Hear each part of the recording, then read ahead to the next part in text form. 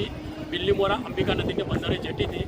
અત્યારે નાના મોટા ગણપતિનું વિસર્જન શરૂ થઈ ગયું છે. તંત્ર તરફથી અહીંયા ચુસ્ત બંદોબસ્ત પોલીસ પણ જોવા મળી રહી છે. નગરપાલિકાના પ્રમુખ મનીષભાઈ અને શહેર પ્રમુખ નીરવ ટેલર પણ અહીંયા પહોંચી ગયા છે. હજુ પણ બીજા આગેવાનો પણ અહીં આવી રહ્યા છે. સાંજ સુધીમાં ગણેશ વિસર્જન સંપૂર્ણ શાંતિથી પૂરી થાય એના માટે તંત્ર અહીંયા ખડે પગે જોવા મળી રહ્યું છે. આ બાબતે બિલ્લીમોરાના નગરપાલિકાના પ્રમુખ મનીષભાઈ પટેલ શું આપણને માહિતી આપે છે આપણે જોઈએ કે આજે વિસર્જન માટે અહીંયા શું વ્યવસ્થા કરવામાં આવી છે. લોકોને સારી રીતે વિસર્જન લોકો કરી શકે, કોઈને અગવડ ન પડે એના માટે શું તકેદારી રાખવામાં આવી છે, શું સાવચેતી છે, એના માટે મનીષભાઈને આપણે વધુ માહિતી મનીષભાઈ પાસેથી મેળવીશું.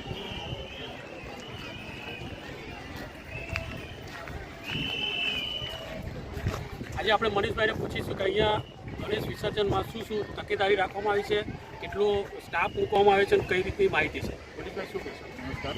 બિલ્લીમોરા નગરપાલિકા તંત્ર તરફથી અહીં જેટી ઉપર વ્યવસ્થા કરવામાં આવી છે વિસર્જન માટે સ્પેશિયલ તરવૈયાઓ 20 નક્કી કરેલા છે અને 24 જેટલી ફાયરની ટીમ છે અહીંયા, જેથી કરીને કોઈ પાણીમાં ડૂબવાની ઘટના ન બને અને નીતિ નિયમ આધારે જ આપણે લેતા જ નાની મોટી વ્યવસ્થા ન કરી છે.